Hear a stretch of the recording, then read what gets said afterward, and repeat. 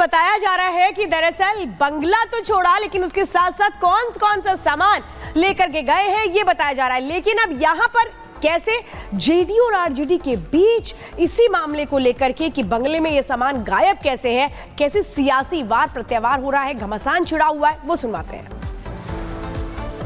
BJP घटिया सियासत कर रही है, अच्छी राजनीति कर रही है।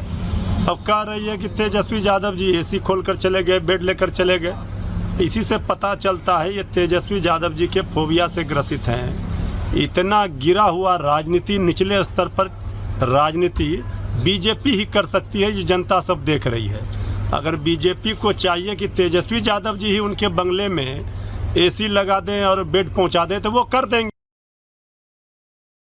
वो सरकार की संपत्ति है, जनता की गाड़ी कमाई उसमें खर्च होती है, तो हम तो उम्मीद करते हैं कि जिनको भी मकान आवंटित हुआ है, माननीय सम्राट चौधरी जी इसको गंभीरता से संज्ञान लीजिए। और अगर यह सच है तो यह निश्चित रूप से कहा जा सकता है कि राजनीति के गिरते हुए स्तर का ये इससे निकृष्ट उदाहरण कुछ हो ही नहीं सकता। और अब बात यूपी की करेंगे, जहां अराजकता फैलाने वालों को सीएम योगी ने साफ संदेश दिया है।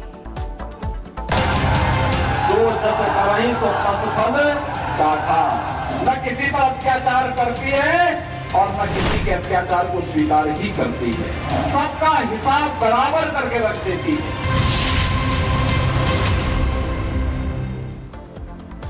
तो उत्तर प्रदेश में किस तरीके से प्रदर्शन के नाम पर कुछ दिनों से देखा जा रहा है कि हुड़दंग मचाते हुए नजर आ रहे हैं, जिसको लेकर एक बड़ी बैठक आज सीएम योगी आदित्यनाथ ने की है और साफ निर्देश दे दिया है कि हुड़दंगियों के साथ में वैसा ही सलूक किया जाएगा जैसा अपराधियों के साथ किया जाता है, क्योंकि इसी तरीके की हरकतें इस वक्त सड़कों पर देखी जा रही है। क्या कुछ एक्शन लेने की तैयारी में है यूपी सरकार, आपको दिखाते हैं इस रिपोर्ट में।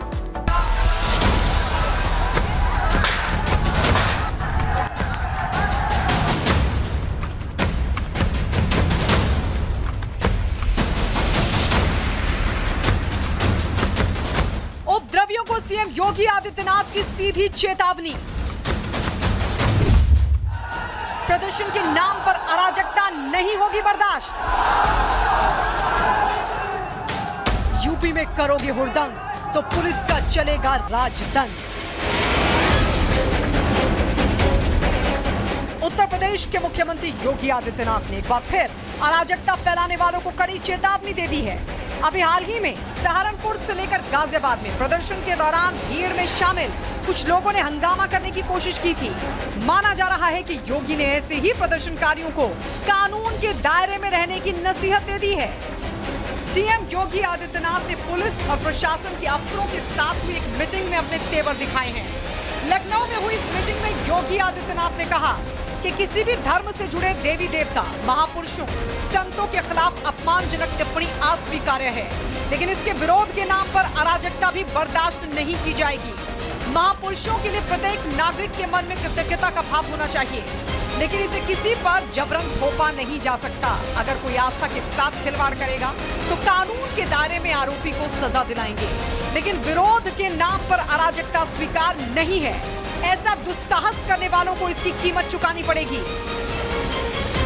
पिछले दिनों पश्चिमी उत्तर प्रदेश में एक धार्मिक नेता के दिए गए बयान के बाद कई जगह उबाल देखने को मिला। एक धर्म विशेष के लोगों ने पत्थरबाजी की। इन सब मामलों को लेते हुए मुख्यमंत्री योगी आदित्यनाथ ने उत्तर प्रदेश के अधिकारियों को सख्त निर्देश दिए हैं कि किसी भी धर्म के देवी देवता, किसी भी धर्म के महापुरुष, किसी भी धर्म के तमाम महत्वपूर्ण लोगों को लेकर की गई टीका टिप्पणी बिल्कुल स्वीकार नहीं की जाएगी और ऐसे लोग जो ये काम करते हैं उनके ऊपर सख्त से सख्त एक्शन लिया जाएगा। आपको बता दें, गाजियाबाद में एक संत के बयान के बाद मुस्लिम समुदाय के लोग भड़क गए थे।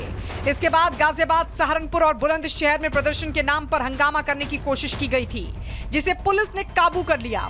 अब माना जा रहा है कि हंगामा करने वालों की पहचान कर पुलिस कड़ा एक्शन लेने की तैयारी में है।